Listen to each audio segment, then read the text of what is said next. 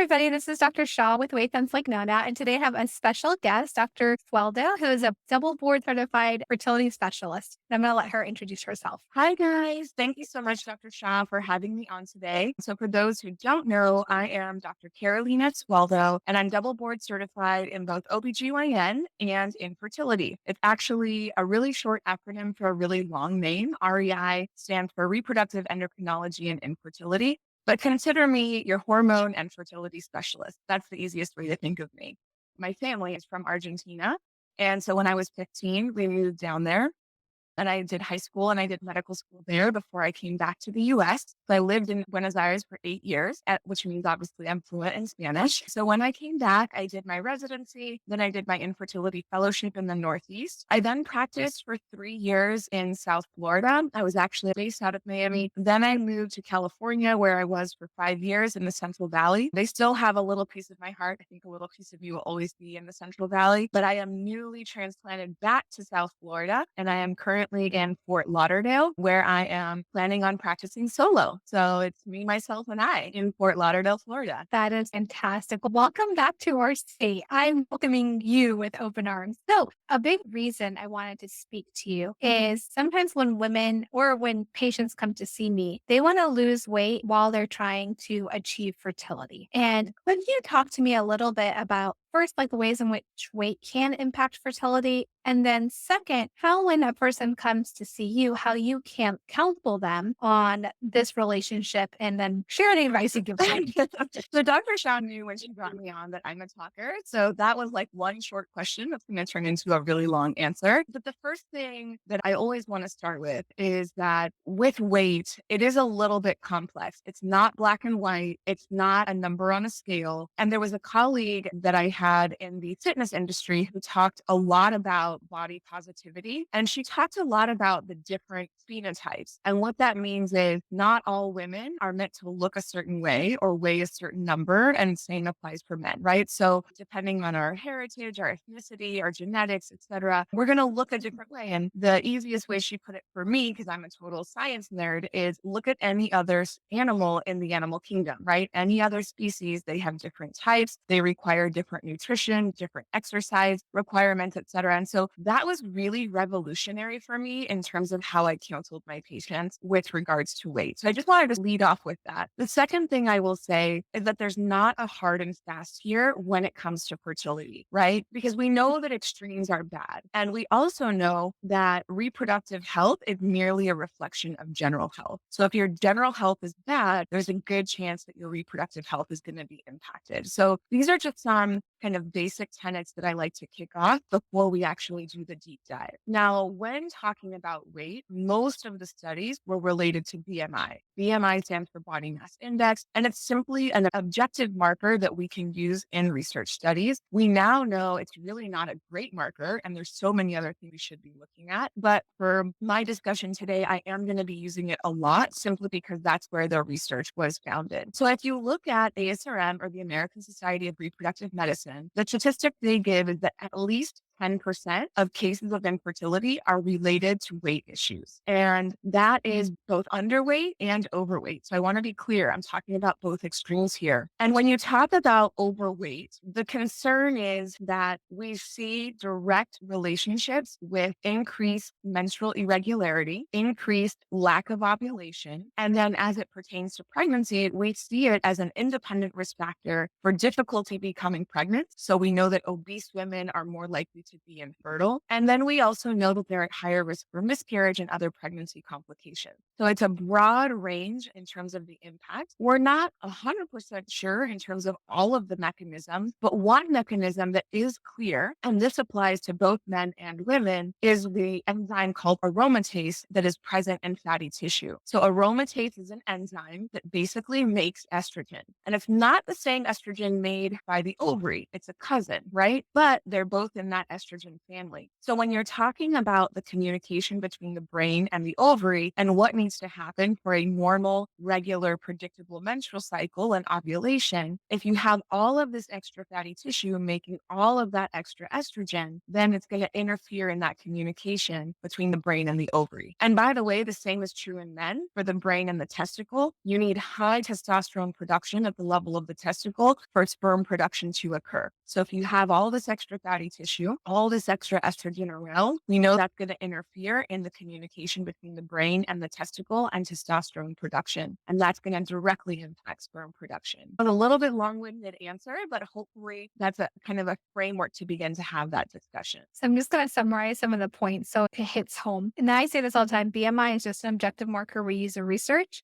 It does not mean anything positive or negative about the person or truly relay any information about the health. I think our health, our lifespan, our health span, our well-being really is nuanced. And that's where those conversations with your healthcare professional will really guide what your health status actually is. Then I love this mention of this like 10% causes infertility are related to weight issues, whether that's underweight or overweight. I think sometimes that we miss the underweight part of things too. And then the second piece, I just want to know, what is this cousin estrogen? So there's a couple, right? So I say testosterone and its cousins, estradiol and its cousins. So we have estrone, we have estriol, testosterone. Yeah, we have androstenedione, et cetera. I like to clump them together just for non-medical people to have a better understanding. Now that we have this link, when a person is coming to you and they're concerned about their inability to achieve pregnancy and then also their weight, what's your advice? How do you go through this?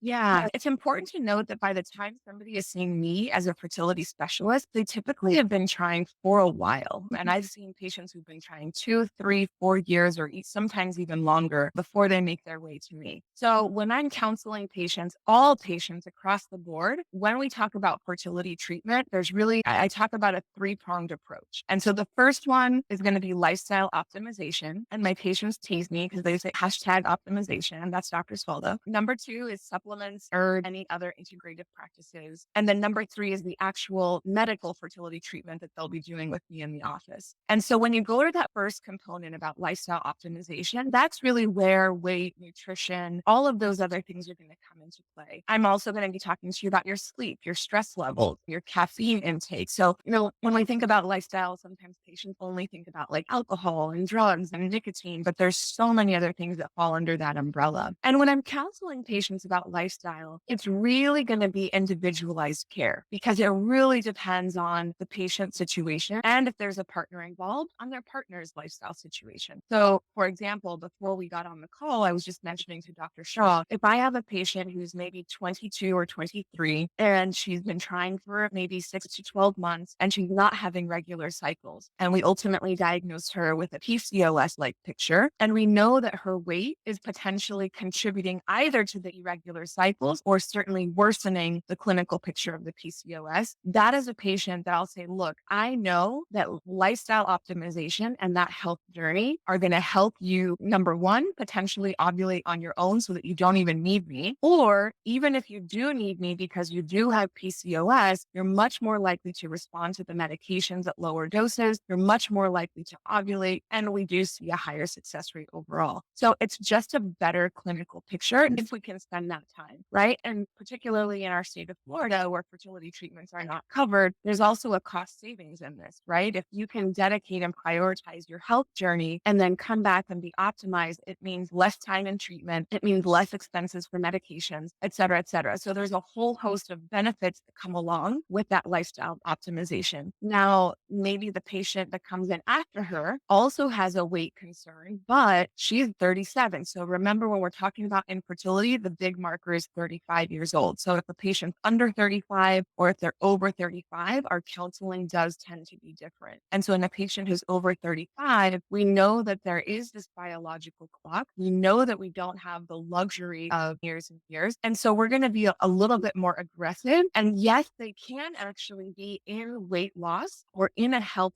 journey during their fertility treatment. There's really nothing to suggest that they shouldn't be that, especially if they're doing it in a conscious and moderated way. Infertility and infertility treatment can be extremely stressful. When you add in an extremely restrictive diet to that or radical change to your lifestyle to that, it's only going to compound the stress, right? So if they're doing it navigating or guided by a health coach, if they're doing it in a moderated and reasonable fashion, there's no reason weight loss cannot occur during the fertility journey. Because remember, most patients are in fertility treatments for several months, sometimes even years. I always talk about how it's a marathon and not a sprint. And so when you begin this journey, of course, I want everyone to be pregnant the first try, of course, but most patients, that's not the case. For the vast majority of patients, they're doing many rounds of treatment before they actually have success. And so absolutely, it's recommended and would be okay to proceed forward with the health journey. The only caveat, and I don't know if we're going to touch on this today, but the only caveat I'll make to that is the newly trending weight loss medication.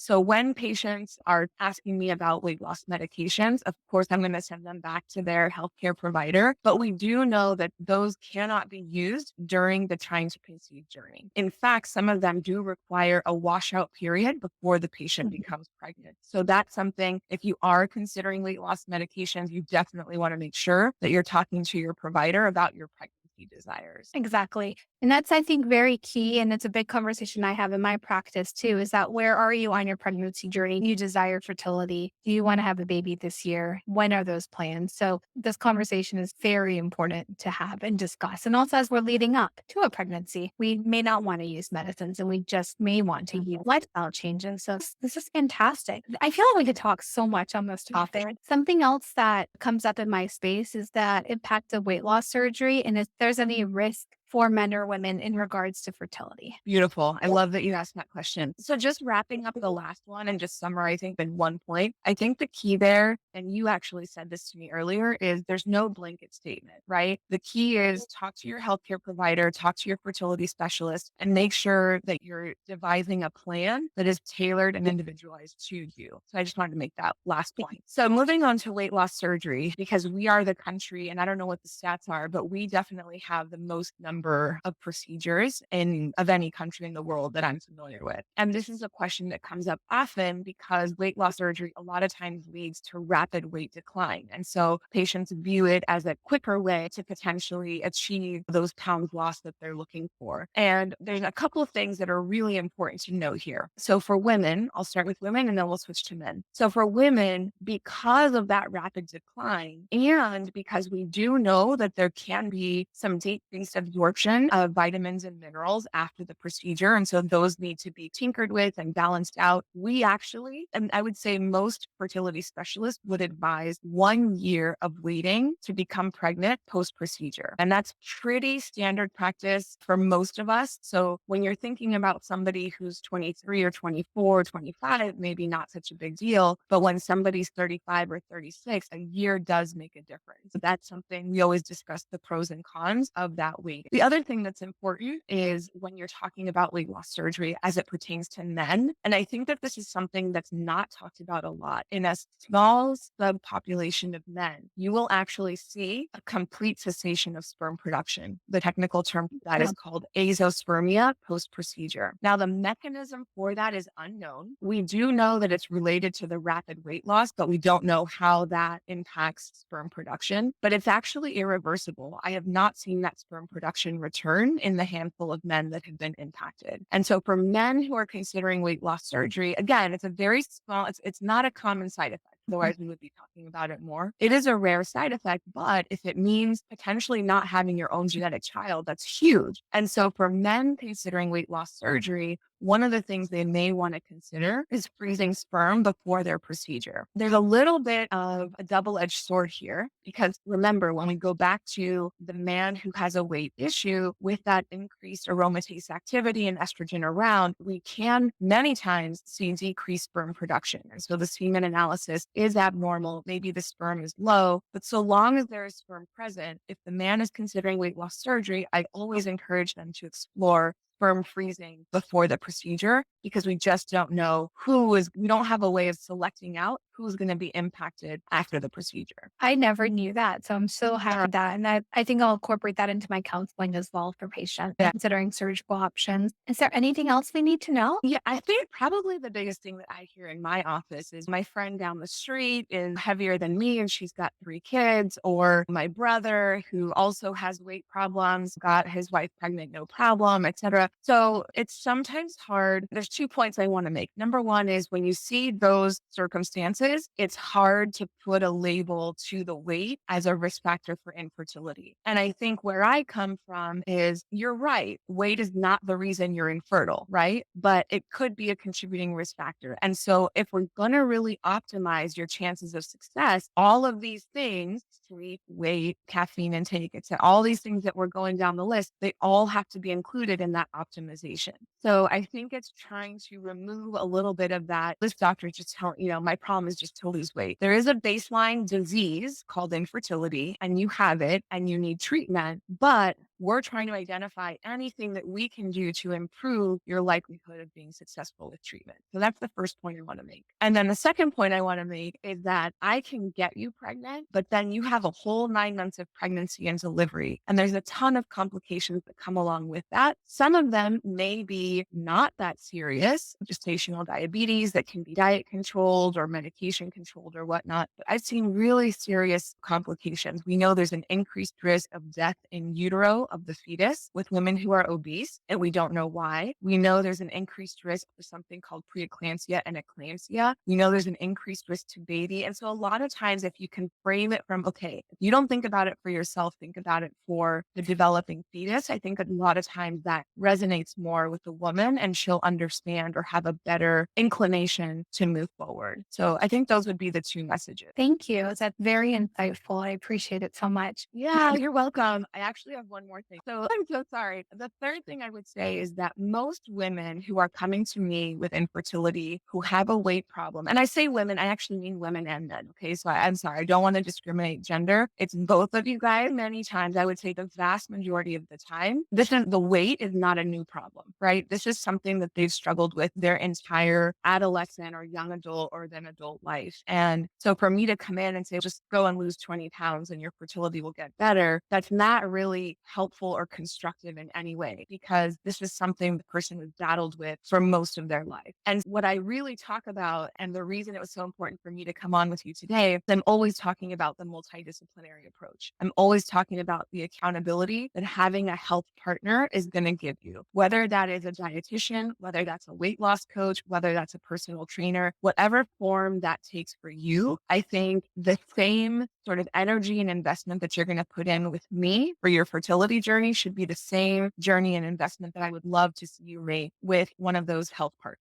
Absolutely. And I think this is where my field of medicine also comes into play, because people often come in and they're like, we're just told to keep Right. trying to lose weight and it doesn't come off. I'm like, yes, I understand that. Man, you get it? And I go, yes, obviously I get this, because people desperately want to make change. They desperately want to be better. It's not from a lack of trying. We just have our genetics lined up so that it's just a little bit more challenging for you. And then Yeah. especially in this modern world. So while we're trying to work on really reaching the person's healthcare, their health wins, whether they want to get pregnant, they want to maintain their pregnancy, they want to have the best pregnancy, they want to be able to move and thrive, really want to work together and collectively work as a team to help impart education. I always say, whatever way works for you, resonates with you, doesn't harm you, let's try it. Exactly. But that's exactly right. Something that's going to keep you accountable, that's going to allow you to make those changes. Yeah. And it's not easy because we didn't learn these things inherently. They're not really all that natural to learn in our Yeah. unnatural environment. So thank you very much. How can people find you if they'd like to come to you? Yeah, thank you so much for the question. So I am across all social channels. So I'm on Instagram, Facebook, YouTube. Haven't made it to TikTok yet. Not sure that I will, but we'll see. And I also have a website, and all of them, it's the same name, Dr. Carolina Sueldo. I tried to keep it simple for everybody. So when you Google me, you'll find Dr. Carolina Sueldo, Instagram, Facebook, YouTube, and my website. Awesome. Thank you so much. And I'm excited Thank for you that you.